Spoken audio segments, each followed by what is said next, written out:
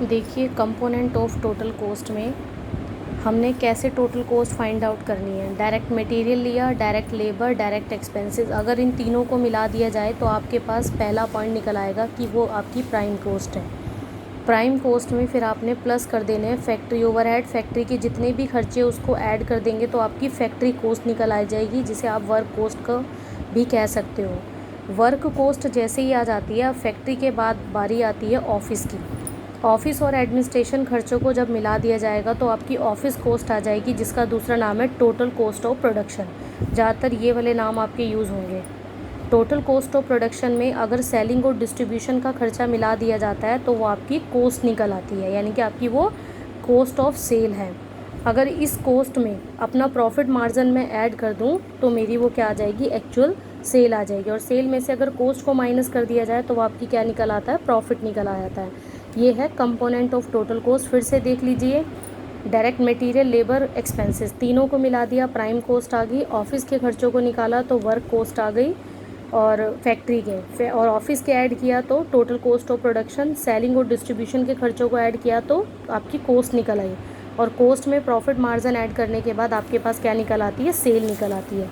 अब one by one यहाँ देखिए कि कैलकुलेशन ऑफ प्रॉफिट। कई बार प्रॉफिट कई कैलकुलेट करने के लिए आपको दिया हुआ होता है, आपके पास ये लिखा है कि profit as a percentage on cost, कि प्रॉफिट अगर कॉस्ट पर निकालना है और आपको कॉस्ट ही गिवन है, तब आपका फॉर्मूला क्या होगा, profit is equal to cost into profit percentage divided by 100। देखिए एग्जांपल में मान लो आपकी कॉस्ट 3 लाख रुपए है और प्रॉफिट 25% ऑन कॉस्ट है। कॉस्ट अगर 3 लाख रुपए है और 25% है तो सीधा आपकी प्रॉफिट कितना आया, 75,000। अब ये तो पहला पॉइंट था, परसेंटेज ऑन कॉस्ट, और आपको कॉस्ट ही गिवन है। सेकंड आपका आता है यहाँ पर profit as percentage on sale. अब प्रॉफिट परसेंटेज ऑन सेल है लेकिन आपको कॉस्ट गिवन है।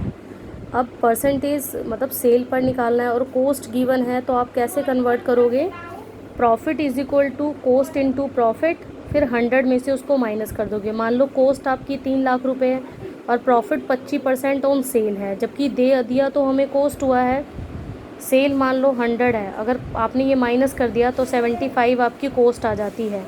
तो 25 अपॉन में 75 यानी कि 1 लाख रुपीज़ का आपका प्रॉफिट आ गया। पहले था percentage on cost, cost per, फिर सेल पर, फिर आपका कॉस्ट पर ही है लेकिन अब आपको सेल गिवन है तो उसमें आप प्लस कर दोगे कि सेल आपकी 3 लाख रुपीज़ है और प्रॉफिट 25% कॉस्ट पर है। अब मान लो कॉस्ट आपकी 100 है और 25 ऐड कर दिया तो आपकी सेल कितनी निकल आई, 125 रुपीज़। तो 25 अपॉन में 125 यानी कि 60,000 आपकी क्या आ जाती है, आपका प्रॉफिट निकल आता है। कॉस्ट शीट आपको ये चैप्टर अलग से आएगा। कॉस्ट शीट क्या है, कॉस्ट शीट एक पर्टिकुलर टाइम पीरियड में आपको टोटल कॉस्ट और पर यूनिट कॉस्ट को फाइंड आउट करने के लिए बनाया जाता है। इसमें कुछ कॉलम रखे जाते हैं, पर्टिकुलर, टोटल कॉस्ट और पर यूनिट कॉस्ट। इसका फ़ायदा यही होता है कि आपको total cost, per unit cost का पता लग जाता है, प्रॉपर कंट्रोलिंग हो सकती है, कंपैरिजन कर सकते हो, टेंडर तैयार कर सकते हो। स्पेसिमेन देखिए ध्यान से इसका।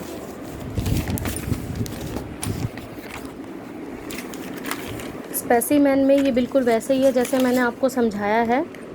देखिए स्पेसिमेन ऑफ कॉस्ट शीट में opening stock of raw material है, मतलब आपने डायरेक्ट मटेरियल में रॉ मटेरियल यूज़ होगा, इसमें add purchase of raw material, carriage के खर्चे, other expenses like duties, insurance, closing stock of raw material. ये आपका आ गया कॉस्ट ऑफ मटेरियल कंज्यूम्ड। कई बार आपको क्वेश्चन में मटेरियल कंज्यूम्ड भी निकालने के लिए कहेगा, तो जैसे आप ट्रेडिंग अकाउंट में यूज़ करते हो आइटम्स को, वैसे ही आपने यूज़ करनी है। Then direct labour, direct expenses, तीनों को मिला दिया, आपके पास प्राइम कॉस्ट आ गई।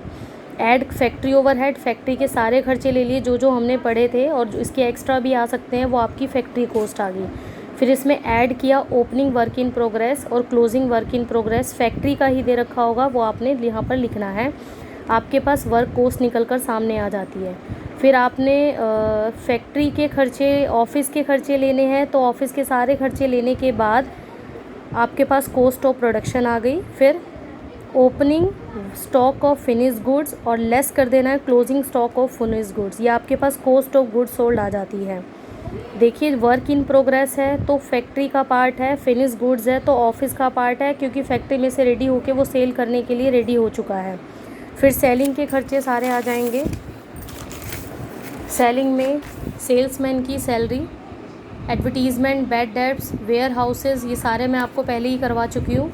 फिर आपकी कॉस्ट ऑफ सेल निकल आएगी, उसके बाद ऐड कर देंगे प्रॉफिट, देन एक्चुअल में आपकी क्या आ जाएगी, सेल आ जाएगी। इस तरह से कॉस्ट शीट आपने रेडी करनी है। Thank you so much.